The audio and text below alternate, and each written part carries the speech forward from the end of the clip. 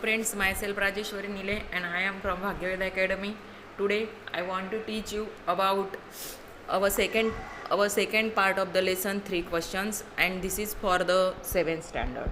Okay, अब honeycomb book में का जो फर्स्ट लेसन था अपना, जो 3 क्वेश्चंस है इस नाम का, उसमें का सेकेंड पार्ट यहाँ पर मैं आज आपको एक्सप्लेन करने वाली हूँ। फर्स्ट पार्ट में इन शॉर्ट क्या हुआ था, राजा के माइंड में 3 क्वेश्चंस आए थे और उनका आंसर प्रॉपर जो वाइज मैन थे उनको भी नहीं पता था, इसीलिए राजा हर्मिट के पास जाते हैं। हर्मिट का वो दिन भर पूरा काम भी करते हैं, लेकिन फिर भी हर्मिट को बार बार पूछते हैं कि मेरे 3 क्वेश्चंस का आंसर क्या है, लेकिन हर्मिट उनको बताते नहीं है। तो we will see line by line in the second part of the lesson क्या हुआ था और क्या हो गया वहाँ पर। एक जो मैन था, वो मैन जोर जोर से हेल्प मी करके इनके तरफ भागते भागते आ रहा था। किनके तरफ? राजा और हर्मिट के तरफ भागते भागते आ रहा था। देखते हैं क्या हुआ। The king turn round and saw a bearded man. King ने जब देखा कि कौन चिल्ला रहा है help me help me help me, तब उसके ध्यान में आया, उसने टर्न किया तो उनके समझ में आया कि कोई तो भी एक दाढ़ी वाला मैन उनके पास आ रहा था, उनके तरफ भागते भागते आ रहा था। His hands were press against the stomach. उसके जो हाथ थे वो कहाँ पर थे? स्टमक पर उसके हाथ थे। From which blood was a flowing, और वहाँ से क्या निकल रहा था? पूरा ब्लड निकल रहा था।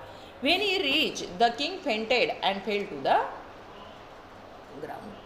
ही fainted and fell to the ground. जब वो राजा के पास आया, राजा और हर्मिट के पास आया, तो वो उसको फेंट हो गया। फेंट हो जाना मतलब लॉस्ट कॉन्शियसनेस, मतलब चक्कर आ जाना, और वो नीचे गिर गया ग्राउंड पर। कौन गिर गया?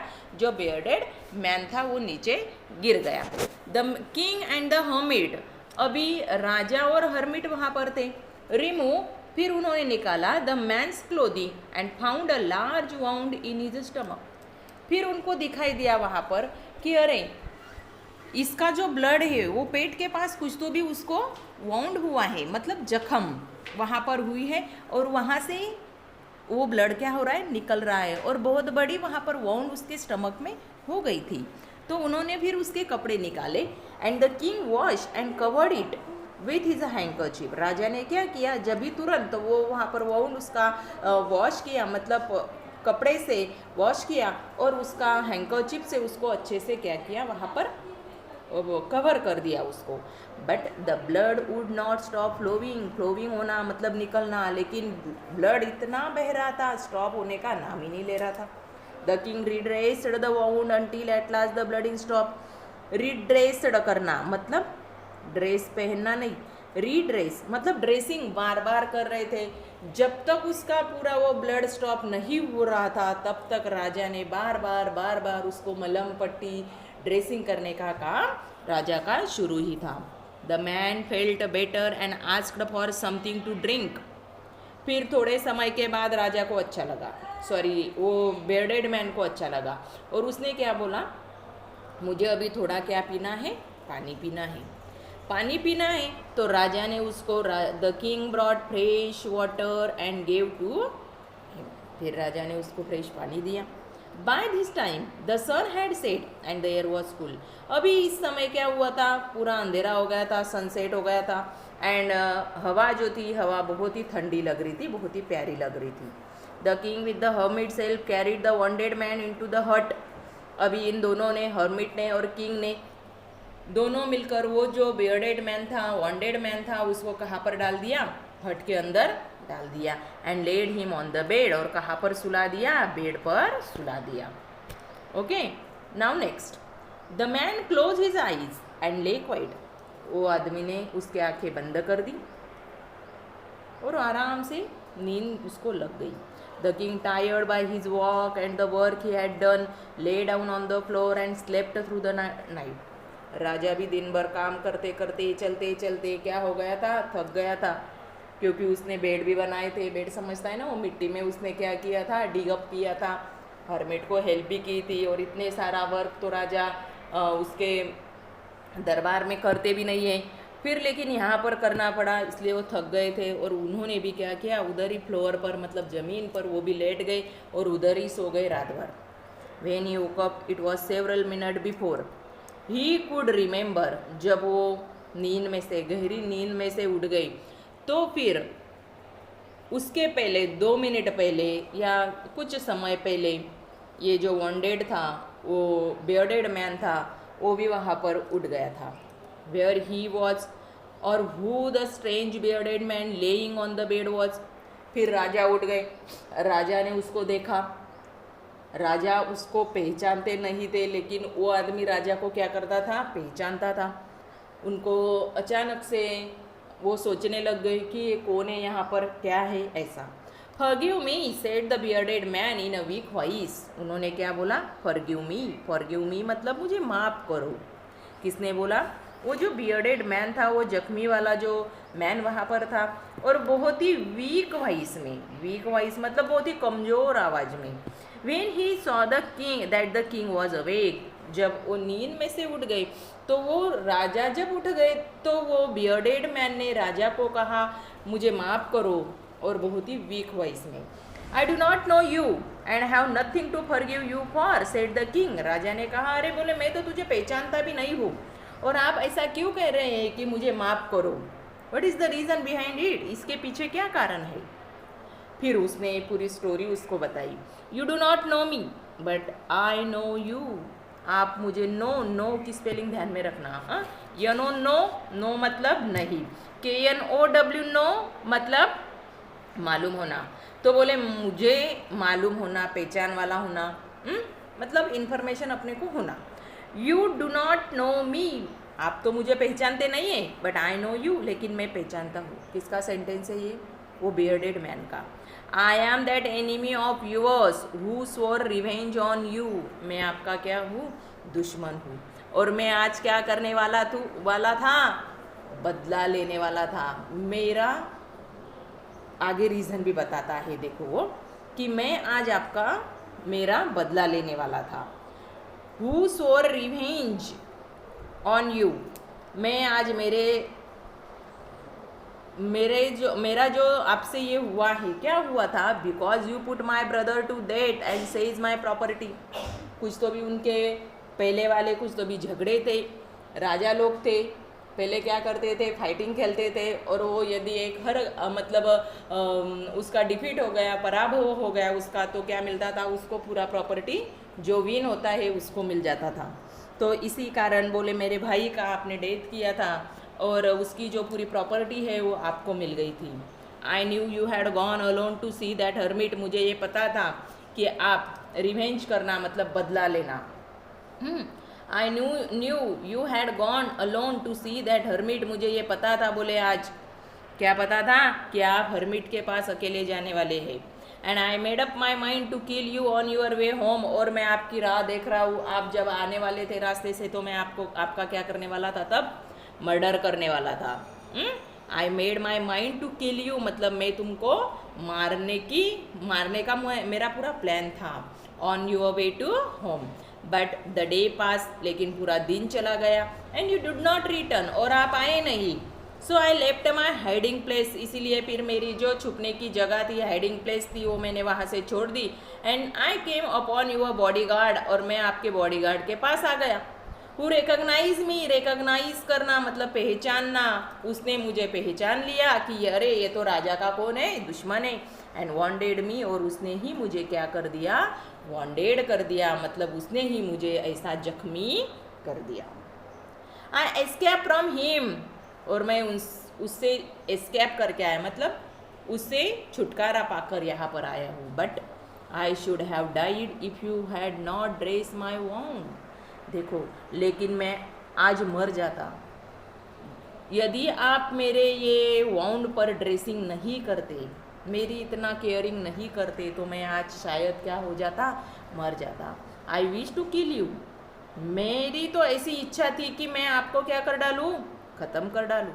And you have to save my life, लेकिन आज तुमने ही मेरी लाइफ क्या कर दी, बचा दी। Now if I live I will serve you as your most faithful servant and will order my son to do the same, forgive me। बोले यदि मैं जिंदा है अभी, इफ़ आई लिव, मैं यदि जिंदा रह सकता हूँ और उसकी वजह आप है, तो फिर मैं आपके दरबार में मोस्ट फेथफुल सर्वेंट जैसा काम करूँगा। बराबर है। और मेरे बच्चों को भी बोलूँगा कि ये अभी अपने दुश्मन नहीं है, और इनको क्या करो, फ्रेंडली इनसे बिहेव करो, प्लीज़ मुझे क्या कर दो, माफ़ कर दो। ऐसा वो बार बार क्या कर रहे थे, वो बियर्डेड मैन बार बार राजा को बोल रहे थे। The king was very happy to have made a peace with his enemy so easily. राजा तो बहुत खुश हो गए कि इतने आसानी से, इतने इजी मेथड से अपना जो दुश्मन था वो बिल्कुल शांत हो गया। And to have own him over as a friend, और उस एनिमी को क्या कर डाला अपन ने, फ्रेंड कन्वर्ट हो गया वो, बराबर है, मतलब फ्रेंडशिप हो गई। he not only forgive him but said he would send his servants and his own doctor to look after him।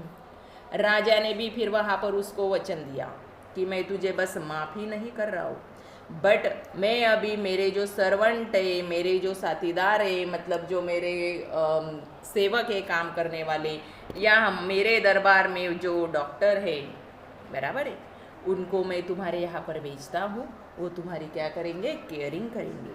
And he promise to give back the man his property, और भी और उन्होंने क्या promise किया, very good, और बोला कि जो प्रॉपर्टी मैंने तुम्हारी ली थी वो प्रॉपर्टी मैं आपको वैसी की वैसी रिटर्न दे रहा हूँ। Very nice. देखो इतने अच्छे ख्यालात तो किसी के भी नहीं होंगे। हो गई बात, हो गई, लेकिन नहीं, राजा ने वो क्या किया, प्रॉमिस भी उसको दे दिया। Leaving the wounded man, the king went up the hut and looked around for the hermit।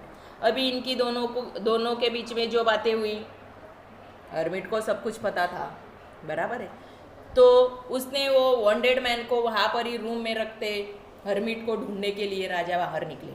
Before going away he wish once more to get answer to his questions. लेकिन उनके माइंड में वही था, राजा के mind में, कि भगवान मेरी एक ही इच्छा है कि मुझे जल्दी से जल्दी मेरे जो 3 क्वेश्चंस है उनके आंसर मिलने चाहिए।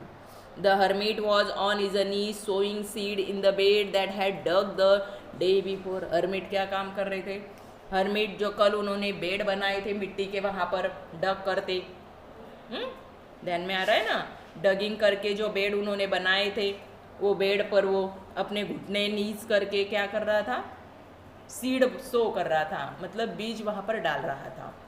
The king went up to the hermit and said for the last time I beg you to answer my questions wise man. फिर किंग वहाँ पर आते हैं और उसको कहते हैं हर्मिट को कि बोले अभी ये आखिरी चांस है, आखिरी बार मैं आपसे कह रहा हूँ, प्लीज़ मेरे जो 3 क्वेश्चन है वो 3 क्वेश्चन के आंसर प्लीज़ मुझे दे दो। You have already been answered, said the hermit, still bending down to the ground and looking up at the king as he stood before him। वहाँ पर से हर्मिट ने उनको कहा कि ये जो 3 क्वेश्चंस है बोले तुम्हारे उसके आंसर ऑलरेडी तुमको मिल गए हैं।